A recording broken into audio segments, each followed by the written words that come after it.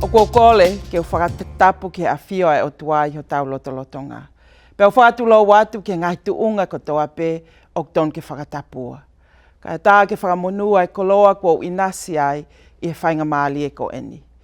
I start where I always start, by paying homage to God, the divine presence among us, and to all who are part of this sacred journey, including the land and history of the land we stand on, the first people of this land, those among us, and those whose spirit is among us. Starting in this manner is a way of grounding me, challenging me to see myself and the work that I do as a small part of something bigger, reminding me that the opportunity to share from this platform is a sacred privilege, and finally, reminding me to tread lightly, because to use Apostle Paul's words, I know only in parts, and the gift of that knowledge can only be realized in its interrelatedness to pieces found in others as we seek to be made whole. This affirmation of our relatedness is more poignant now than ever. As we stand here in the relative safety of this setting, thousands, even millions of men, women, young people, children, even babies in this country are running for their lives. Immigrants, human beings, are being rounded up like animals. For most of them, their only crime is not having legal status in this country, a civil violation and not a criminal violation. This massive effort to destroy and annihilate will shatter the lives of millions of people and will have a chilling effect on those who are deported and their families and communities for generations to come. This conversation, if it is to be vital, is an effort to stand with them, our siblings who are not able to stand, to be a voice for them who have no voice. Ultimately, it is an act of resistance that calls out the evil that is happening and proclaims that love will overcome hate. It is in that spirit that I wish to explore the question of why do people migrate? For me, not surprisingly, the answer lies in our interrelatedness and connectedness. Broadly speaking, migration is driven by the interrelatedness of our global community. My own migration story started, as most do, way before I was born, and by forces beyond me.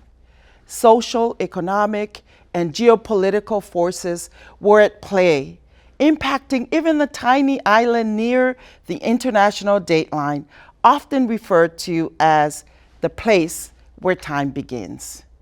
I was one of 15 children of my father, born in that small island, Tonga, a small country that survives through its subsistence culture of farming and fishing, with no opportunities for higher education back then.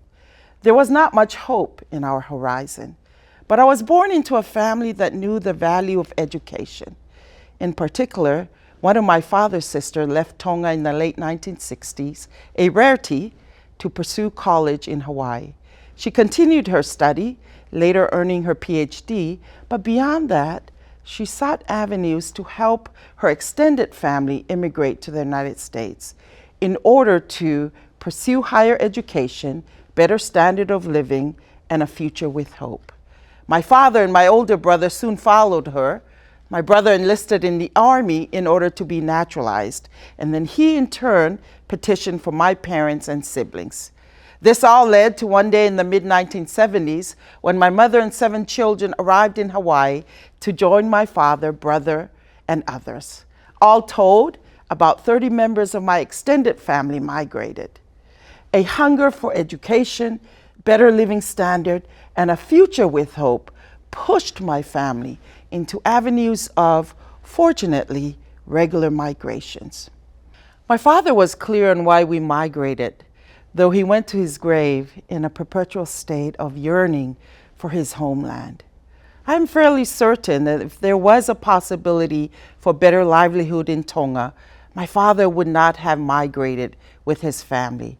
Today, Tonga, presently named on the list of countries for potential travel ban, is still considered a developing country. Migrants continue to seek ways to find better livelihood as the deep economic inequity that defines our world existence continues to mandate migration. According to the World Bank, 2/3 of the world's population lives in poverty. The world's 2,153 billionaires collectively have as much wealth as the assets of the poorest 4.6 billion people. Overall, the richest 1% of the world has as much as the rest of the world combined. In the fall of 2017, I met Juan and Julietta and their 2 young children. Julietta was 7 months pregnant. They had just arrived in the United States seeking asylum after traveling almost 2,000 miles on a caravan from El Salvador and other Central American countries, walking, taking buses, and hitching rides on trucks and freight trains. This was their second caravan after an earlier caravan was turned back from Mexico. I asked about the caravan, to which they answered, "It was dangerous, but it is nothing compared to the danger in El Salvador. We can't go back. We could not pay our la renta extortion payments for our fruit stand. The Maras are looking for me. They killed my brother a couple of years ago. They're after me and my family now. When I was coming home one night, they gave me this." He had an ugly scar on his calf. Migration is driven by a combination of factors, including violence, poverty, and a lack of economic opportunities in Honduras, El Salvador, and Guatemala, known as the Northern Triangle countries. But on layering the history of the political unrest in the region, I found that the U.S. military has intervened in Central American affairs 56 times over the past century, from a U.S.-sponsored coup in Honduras in 2009 to the CIA's Contra War, which devastated Nicaragua, to U.S. dollars that supported El Salvador's civil war for years, funding the paramilitary sector that later became the Mara Salvatrucha gang that many were running from. Enrique, a father of 6, who used to have a small peasant corn farm, could no longer put food on the table.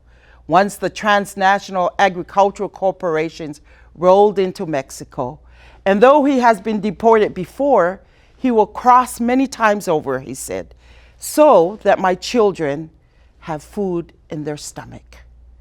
U.S. trade agreements and environmental policies have undermined local economies and ecosystems, making life unsustainable for many like Enrique. Fathers, mothers, who simply makes a choice for life and not death. And yet, endless fiscal resources have been used to fortify the border and keep the likes of Enrique, Juan, and Julietta out. And now the military has been deployed at the border and on the streets. Writers have called it the sin of militarization. It is the sin of mixing the problems of terrorism, drugs, violence, and crime with those of economic migrants, whose only crime has to do with crossing a border without official permission in order to provide for their family, to find a life of dignity, a future with hope. A quest for a future with hope is an existential force that drives migration.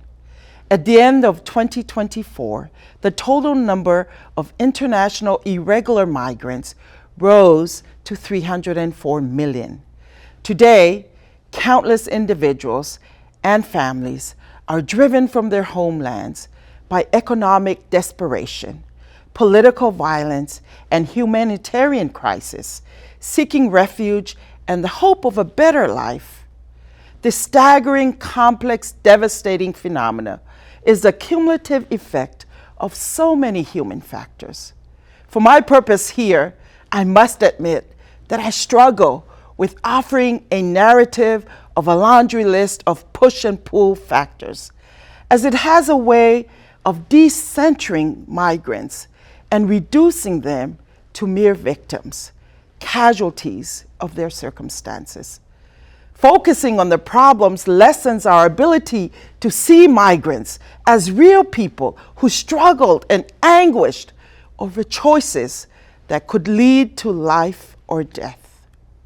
Finally, focusing on the problem gives us permission to not focus on who God has called us to be. How do we get to this point as a human community where we don't see migrants as people? Migrants are people created in God's image. To demean, humiliate, brutalize, dehumanize, criminalize them is evil. We must resist this evil, reclaim our most basic identity as children of God, reflected in our baptismal vows. Do you accept the freedom and power God gives you to resist evil, injustice, and oppression in whatever forms they present themselves? Resisting evil is the entire church's task. We do not have a choice. It is not extracurricular. If you are a follower of Christ, you breathe, you eat, you drink, and you resist evil and injustice. As well, it is not a task limited only for people of color, for migrants like myself. The church has been through this path before, and the words of Martin Luther King Jr. still rings true. In the end, we will remember not the words of our enemies, but the silence of our friends.